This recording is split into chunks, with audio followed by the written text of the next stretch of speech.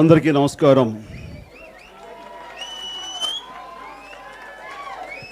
చాలా కాలాతీతమైంది. మీకు ఏమవుతుంది కానీ నాకు మాత్రం ఆకలి అవుతుంది. వదిలి వెళ్ళలేను, వెళ్ళి తినలేను. బట్ ఏమైనా ఆ ఆకలి తీరే విధంగా ఈ రోజున ఇంతమంది ఆత్మీయులు మీ సమక్షంలో నిజంగా ఆకలి దప్పులు లేనే లేవు అనేది వాస్తవం. అంత ఆనందంగా ఉంది నాకు. ఈనాటి ఈ సభకి అధ్యక్ష వహించినటువంటి పాలంకి సుబ్రాయన్ గారికి, అలాగే పెద్దలు మిత్రులు జస్టిస్ డిఎస్ఆర్ వర్మ గారికి, అలాగే మా కుటుంబ సభ్యుల లాంటి వ్యక్తులు పెద్దలు జస్టిస్ గ్రంథి భవానీ ప్రసాద్ గారికి, అలాగే నా క్లాస్మేట్ పొలిటికల్గా అంచెలంచెలుగా ఎదుగుతున్నటువంటి మా షరీఫ్కి, అలాగే నేను ఎంతో గౌరవించే మా డాక్టర్ చినిమిలి సత్యనారాయణ గారికి, అలాగే డి జనార్దన్ ఐపీఎస్ గారికి, అలాగే Madhukumar IPS, doctor N Mohan Rao గారికి, పణి అప్పారావు గారికి, ఇక మాతో పాటు ప్రయాణిస్తున్నటువంటి మా లిరిసిస్ట్ అనంత శ్రీరామ్ గారికి, ఇట్లా ఒక నిమిషం నేను పెడతాను. వీళ్ళందరికీ నా హృదయపూర్వక నమస్కారాలు. ఎంతోమంది పెద్దలు వచ్చారు. వీరందరూ మాకు పాఠాలు నేర్పిన గురుతుల్యులు వచ్చారు. వారికి సన్మానించుకోవడం అనేది నిజంగా నా అదృష్టంగా భావిస్తాను. అలాంటి అవకాశం నాకు ఇచ్చినందుకు ఈ ఆల్మనై సభ కార్యవర్గానికి సంబంధించిన అందరికీ నా హృదయపూర్వక ధన్యవాదాలు తెలియజేస్తున్నాను. చిన్న విరామం.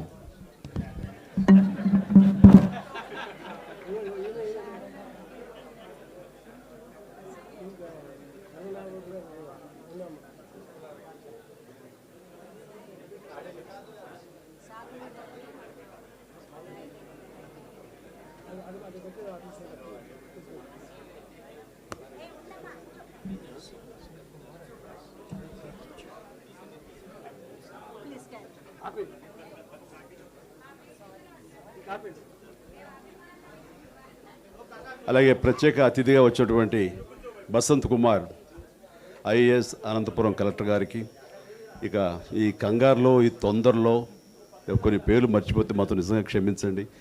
సో అందరికీ మరొకసారి నమస్కారాలు తెలియజేస్తూ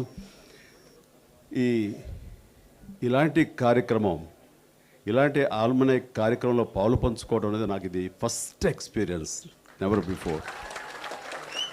ముందు రమ్మన్నప్పుడు నాకు కుదురుతుందా లేదా, ఎందుకంటే నిన్నటి వరకు షూటింగ్ చేస్తున్నాను. ఈరోజు బ్రేక్ తీసుకోవాలంటే ఇచ్చే అవకాశం ఉందో లేదో తెలియదు. వాల్టర్ వీరయ్య చాలా శరవేగంగా జరుగుతుంది, జనవరి రిలీజ్, అందుకని క్షణం తీరిక లేకుండా ఉంది, కుదురుతుందా లేదా అనుకున్నాను. కానీ వాళ్ళు గతంలో జరిగిన విధానంగానే ఆ విషయాలన్నీ చెప్తుంటే సుబ్రహ్మణ్యం గారు చాలా చాలా ఇంట్రెస్టింగ్ అనిపించి రావాలనిపించింది.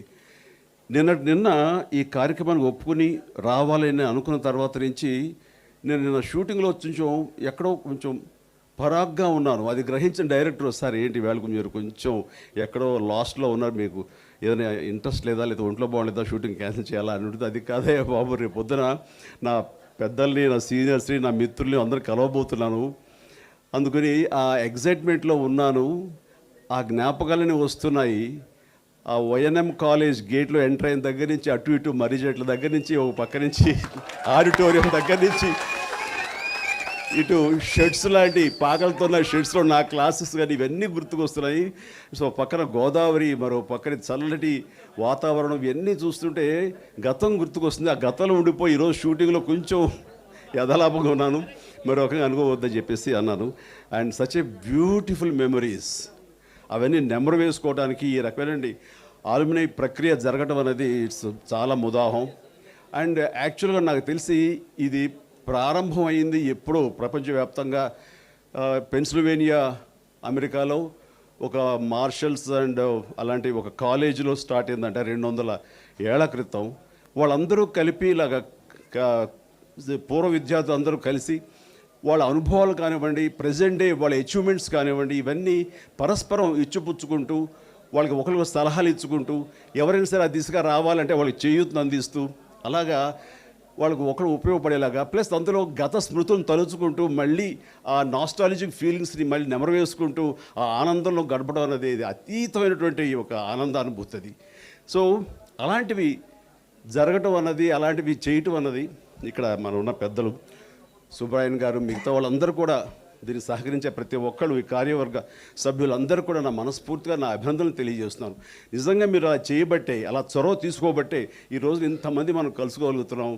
ఉభయత్ర మన అభిప్రాయాలు, మన సంతోషాన్ని మనం ఇచ్చిపుచ్చుకోగలుగుతున్నాం. ఇది చాలా వండర్ఫుల్. దీనికోసం ప్రయత్నం చేస్తున్న ప్రతి ఒక్కరికి, అలాగే దీని వెనకాల సపోర్ట్ చేస్తున్న మరికొంతమందికి, ఫైనాన్షియల్ కానివ్వండి, ఇంకొక వారందరికీ నా హృదయపూర్వక అభినందనలు తెలియజేస్తున్నాను.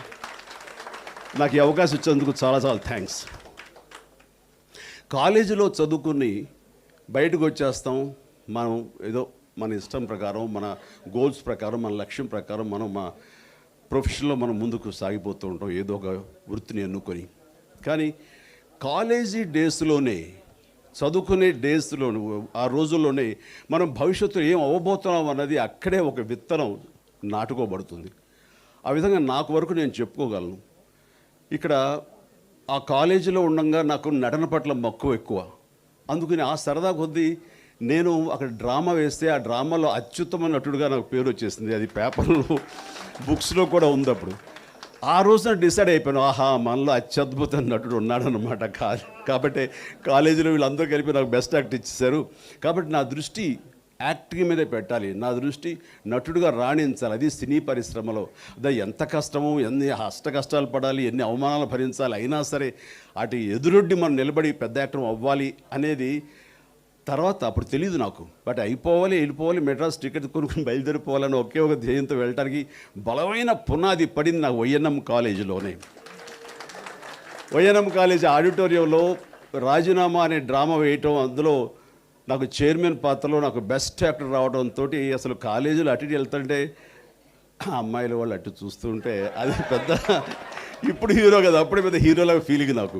మరి అందులో నన్ను చూసిన అమ్మాయిలు ఉన్నారో లేదు తెలియదు నాకు, ఇక్కడ క్షమించాలి. బట్ నాకు మాత్రం ఆ ఫీల్ మీరున్నారా? అప్పుడే ఫ్యాన్స్, జూనియర్స్ కూడా ఫ్యాన్స్ ఉండొచ్చు కదమ్మా. అట్లాగా. సో ఇన్ని సంవత్సరాలు అయ్యింది అక్కడ. అది అలాగే నాకు మరో ఇష్టమైనటువంటి శాఖ చెప్పంటే ఎక్స్ట్రా కరిక్యులర్ తీస్తే ఎన్సిసి.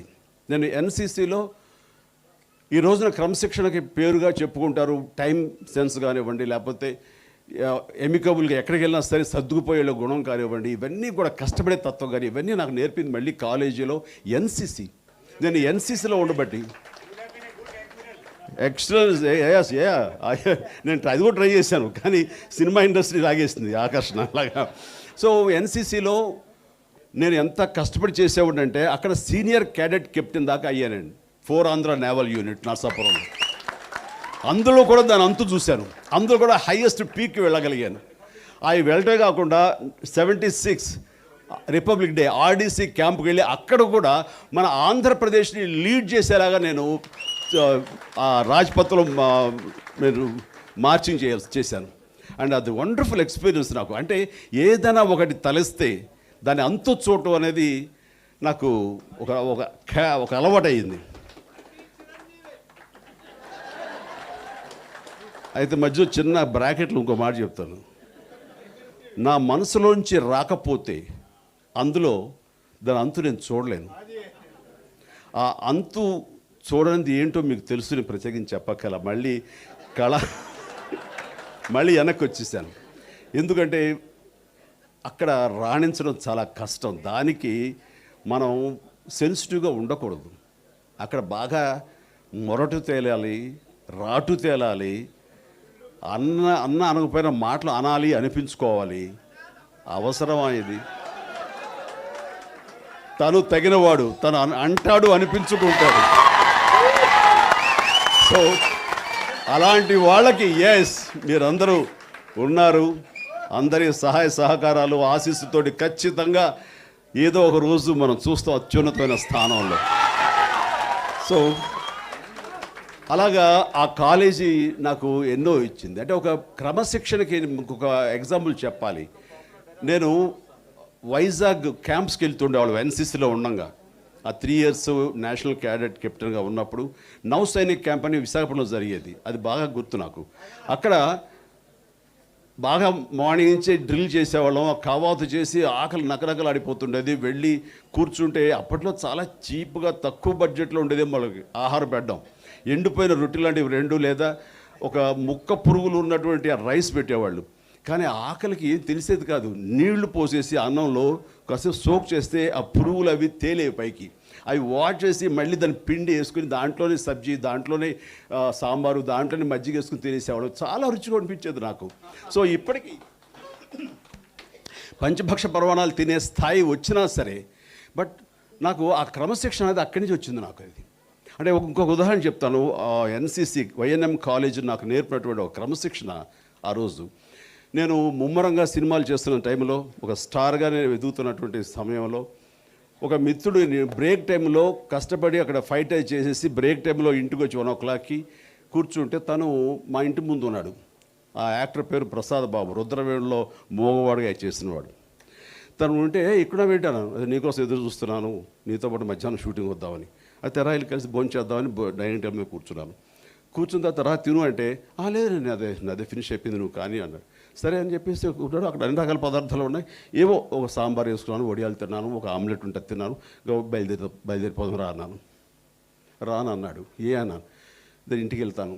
కదా ఏమైందా, ఇంట్లో మనసు మార్చుకొని రా, షూటింగ్ దగ్గర సరదాగా కాసేపు టైం స్పెండ్ చేద్దాం. లేదు ఇప్పుడే లంచ్లో మా ఆవిడ ఒక 2 కోడిగుడ్లు వేసింది, ఒక ఆమ్లెట్ పెట్టింది, కోడిగుళ్ళు తప్ప ఇంకా ఎన్విఎన్కి ఏది లేదా ఇద్దానా అని చెప్పి సగం నుంచి ప్లేట్ ఇసిరేసేసి తన మీద కోపంతో వచ్చేసాను. వచ్చిన తర్వాత ఇక్కడ నువ్వు కూర్చున్నావు, సాంబారు, వడియాలు ఇవి మాత్రం తిని లేచిపోయి, ఒకటి మిగతా ఉన్న ఏమీ వేసుకోలేదు. అంటే నెక్స్ట్ పని మీద ధ్యాసే తప్ప ఏం తింటున్నావో లేదు. నాకు పని లేక ఇంట్లో ఉండి తిండి మీదే ధ్యాస. నా మీద నాకే చిరాకు వచ్చింది, అసహ్యం వేసింది. ఇప్పుడు వెళ్ళి నా భార్యకి నేను క్షమాపణ కోరుకోవాలి, తనని సారీ చెప్పాలి, అందుకు నువ్వు వెళ్ళిపో బాస్, నేను ఇక్కడ ఉండిపోతాను. ఓకే ఆల్రైట్ అన్నాను. అంటే తినటం అనేది అంటారు అందరూ జనరల్గా, బతకడం కోసం తినాలి తప్ప తిండి కోసం బతకూడదు అన్నది. అది నేను ఆ రకంగా తిండికి ఇంపార్టెన్స్ ఇవ్వకపోవడానికి, ఏదుంటే అది ఆ టైం కడుపు నింపుకోవడానికి ఎన్సీసీలో నాకు వచ్చినటువంటి ఆ డిసిప్లిన్ అది మా కాలేజ్ నుంచి వచ్చింది, వైఎన్ఎం కాలేజ్ నుంచి. అట్లాగే నాకు ఎవరు గురువు లేరు డ్యాన్స్ విషయంలో. ఈ రోజున బెస్ట్ డాన్సర్ చిరంజీవి అంటుంటారు, రైట్, ఓకే, తెగ ఒప్పుకుంటాను. కానీ డ్యాన్స్ నేర్చుకోవడానికి నాకు కళాశాలలు లేవు, ఎక్కడ పెద్ద పెద్ద నాట్య విన్యాసాలు నేర్చుకోవడానికి ఏ ఇన్స్టిట్యూట్స్కి నేను వెళ్ళలేదు. అంతా చూసుకుని నేర్చుకోవడం తప్ప అంతే. అప్పట్లో ఇప్పటిలాగా వీడియోస్ కానివ్వండి, ఇలాంటివి ఇంత ఎక్స్పోజర్ లేదు ఎంటర్టైన్మెంట్కి. అందుకని అప్పట్లో ఉంటే కనుక ఎవరు డ్యాన్స్ చేసేవాళ్ళు, జ్యోతిలక్ష్మి, హెలన్ ఇలాంటి వాళ్ళే. సో నౌసైనిక్ క్యాంపులో మనకి క్యాంప్ ఫైర్ టైంలో భోజనాలు అయిపోయిన తర్వాత క్యాంప్ ఫైర్ టైంలో అందరూ ప్లేట్లు తిరగేసి వాళ్ళు డప్పులు కొడుతూ ఉంటే ఆ మధ్యలో వాళ్ళు ఎంటర్టైన్ చేయడం కోసంగా ఏదో నాకు తెలిసిన బాడీ విన్యాసాలు చేసేవాడు. అదే డ్యాన్స్ అనుకుని వాళ్ళు మురిసిపోయేవాళ్ళు. వాళ్ళు క్లాప్స్ కొట్టే కొలిది నాకు ఇంకొంచెం ఉత్సాహం వచ్చేవో చేసేవాడు. అలాగా డ్యాన్స్ ఒక ఇంట్రెస్ట్ కానివ్వండి, ఆ బాడీ లాంగ్వేజ్ అందంగా నేను మలుచుకోవడానికి కానీ నాకు దోహదపడినవన్నీ ఇవన్నీ కూడా కాలేజ్ డేస్లోనే నాకు ఏర్పడి, ఆ రకంగా వైఎన్ఎం కాలేజీలో నాకు ఇవన్నీ కూడా ఏర్పడి నాంది పలికింది, సీడ్ సో అయ్యింది కేవలం అక్కడ. అందుకనే ఈ రోజు నేను ఏమిటి అన్నది ఆ రోజు నేను అవన్నీ కూడా ఓన్ చేసుకోబట్టి అవన్నీ కూడా నాకు నేర్చుకున్నటువంటివి. సో అన్నీ బాగా నేర్పారు కానీ అక్కడ చదువు నేర్చుకోలేదు సరిగ్గా. అంటే ఇందాక వర్మ గారు అన్నట్లుగా సో చదువే ప్రధానం కాదు అన్నారు, రైటే. కానీ అకాడమిక్ స్టడీసే కాదు కానీ క్రమశిక్షణ అనేది ఎంత అవసరం అనేది నేర్చుకున్నాను అక్కడ. నాలెడ్జ్ అంటే బుకిష్ నాలెడ్జే కాదు, ప్రపంచాన్ని చదవటం, మా జీవితాలు, చుట్టుపక్కల జీవితాలను చదవటం, ఇలాగా ప్రతి ఒక్కళ్ళని అబ్జర్వ్ చేస్తుంటే వాళ్ళు నేర్పుతుంటారు మనకి what to do, what not to do అనేది. అది చిన్న చిన్న కథలు అయితే కథ అయి ఉండొచ్చు, లేదా పెద్దల యొక్క ప్రవచనాలు అయితే ప్రవచనాలు అయి ఉండొచ్చు. ఈవెన్ సార్ వాటి ప్రతి దాని నుంచి నేను నేర్చుకునేది నేను అన్వయించుకోవాలి, ఆపాదించుకోవాలి అన్న భావం మనలో ఉంటే కనుక మనం నిత్య విద్యార్థిలాగా ఎప్పటికప్పుడు మనం పరిణితి చెందుతూనే ఉంటాం, ఎవాల్వ్ అవుతూనే ఉంటాం. అది ఒక్కడే నా సూత్రం, నేను అలా చేస్తూనే ఉంటాను. కాబట్టి ఈరోజు కూడా మిమ్మల్ని అందరిని చూసి ఎంతో నేర్చుకుంటానని అనుకుంటాను నేను. అలాగా ప్రతి క్షణం నేను ఇక్కడ ఎందుకు ఇంత ఇంత యంగ్లో ఎలా కనపడతావు చిరంజీవి అంటే, ఒకటి నా భక్తి కోసం, సినిమాలో యంగా లేకపోతే కనుక నెక్స్ట్ క్యారెక్టర్ యాక్టర్ చేసుకోవాలి. క్యారెక్టర్ యాక్టర్గా వెళ్తే కనుక ఇప్పుడు వస్తున్నంత రాదు, తగ్గిపోతుంది. సో ఇది ఎంత రాబట్టాలనే ఉద్దేశంతో యంగానే నేను ఇంకా ఉండటం కోసం ప్రయత్నం చేస్తాను. దానికోసంగా ఎక్సర్సైజ్ చేస్తుంటాను, ఖచ్చితంగా డైట్ చేస్తుంటాను, ఇలా ఎన్నో సాక్రిఫైజెస్ చేస్తుంటాను. కాబట్టి ఈ రకంగా ఉండగలిగానేమో. ఈ రోజున మార్నింగ్ మా ఫ్రెండ్స్ కూడా వస్తున్నారు అని అనిపించింది. అరే మీరు మీలా రాకుండా కొంచెం వేషం ఇది రంగులేదు వేసుకురండి, వీళ్ళు నా ఫ్రెండ్స్ అని ఎవరికైనా పరిచయం చేస్తే, అంటే చిరంజీవి ఇంతోడా అని అంటారా దరిద్రంగా అని ఇక్కడే కూర్చున్నారు ఎదురుగా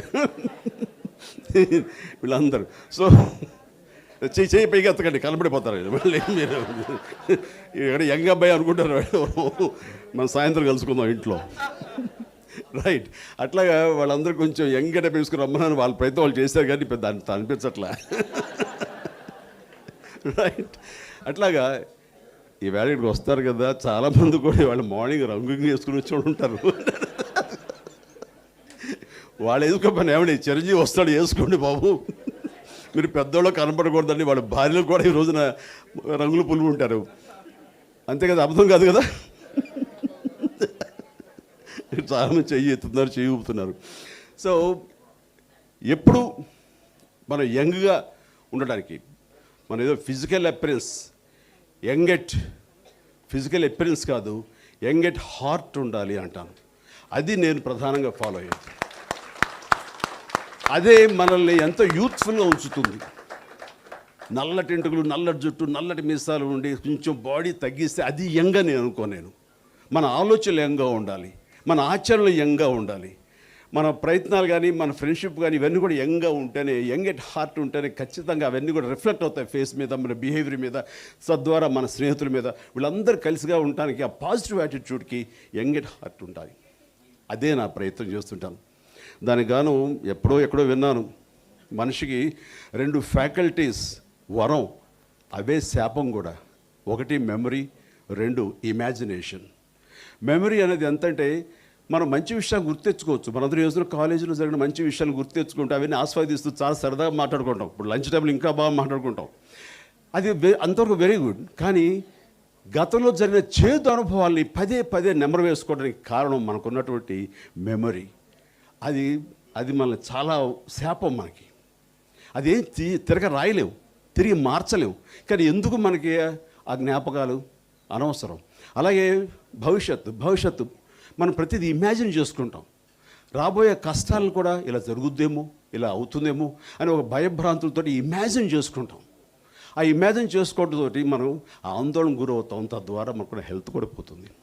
సో నేను చాలా ఇదిగా ఆచరించేది ప్రజెంట్లోనే ఉండటం కోసం ఆలోచిస్తుంటాను. ఈరోజు షూటింగ్ ఏంటిది, ఈరోజు ఫంక్షన్కి వెళ్తున్నాను, అరే అక్కడ ఏం మాట్లాడదాం అని అనుకోవడం, కానీ వాళ్ళు మీట్ అవుతాను, ఏం చేద్దామని ఇంతే ఆలోచనలు ఉంటాయి.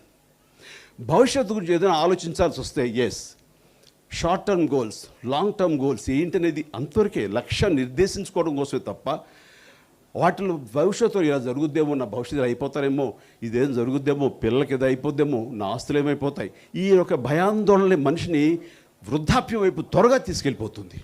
కాబట్టి మనకున్న ఫ్యాకల్టీస్, మనకున్నటువంటి జ్ఞాపక శక్తి, అలాగే సృజనాత్మక శక్తి, ఇమాజినేషన్, ఊహాశక్తి, ఇవన్నీ కూడాను మంచిగా ఉపయోగించుకోవాలి తప్ప మనల్ని భయభ్రాంతి చేస్తే అలా ఉపయోగించుకోకూడదు. నేను ఫాలో అవుతున్నాను, మీరు ఫాలో అవ్వండి అని చెప్తున్నాను, అంతే.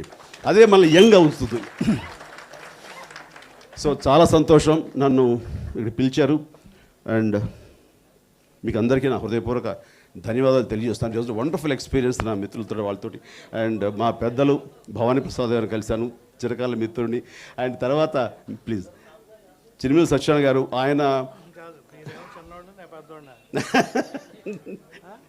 కాదండి, నేను మీరు పెద్ద వేషం వేశారు అంతే, ఆయన కూడా వేషం, ఆయన చిన్నవాడు, నేను పెద్దవాళ్ళ కనపడుతున్నాను. అలాగే సత్యనారాయణ గారు, డాక్టర్ గారు, ఆయన చాలాసార్లు మా ఇంటికి వచ్చేవారు. ఆయన మాత్రం టచ్లో ఉంటుండారు. ఆయన ఆ మధ్యకాలం కాలేజ్ ఎక్స్పాన్షన్ సంబంధించి అడిగితే నా ఎంపీ ల్యాడ్స్ నుంచి పెద్ద మొత్తం ఇవ్వగలిగాను. దాన్ని చక్కగా సద్వినియోగపరిచి ఈ రోజున ఒక చక్కటి హాల్ అది ఏర్పాటు చేశారు, క్లాస్ రూమ్స్. సత్యనారాయణ గారు అందరి సమక్షంలో ఉంటున్నాను. ఈ రోజున ఎంపీ ల్యాడ్స్ ఎంపీని కాదు, ఎంపీ ల్యాడ్స్ అక్కర్లేదు, నా సొంత వనరుల నుంచే మీకు ఇవ్వగలను. మన కాలేజీకి సంబంధించి మీరు ఏదైనా సరే చేయదలుచుకుంటూ ఇది కడదాము చేద్దాము దీనికి ఇంత మొత్తం అవుతుందంటే కనుక అంతా నా సొంతంగా నేను ఇస్తానికి ఈరోజు అందరి ముందు కంటవుతున్నాను. Please thank you. నాకు ఆ అవకాశం ఇవ్వండి, నాకు ఆ తృప్తిని ఇవ్వండి, ఖచ్చితంగా చేస్తాను. I will be with you only. Thank you very much.